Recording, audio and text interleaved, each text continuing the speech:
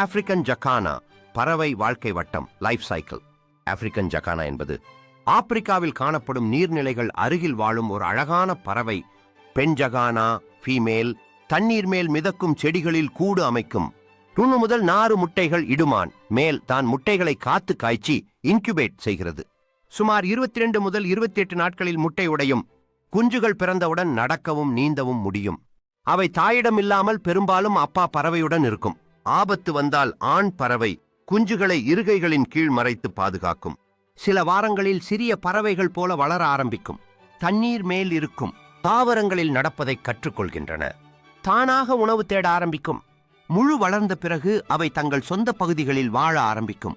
Female ஜக்கானா பல ஆண்களுடன் matting செய்யும். இது வித்தியாசமான பண்பு. ஆண்கள் தான் முட்டை மற்றும் குஞ்சுகளை கவனிக்கும். இது மாதிரி கதைகள் பிடிச்சிருந்தா கொஞ்சம் லைக் பண்ணுங்க, கொஞ்சம் சப்ஸ்கிரைபும் பண்ணிடுங்க.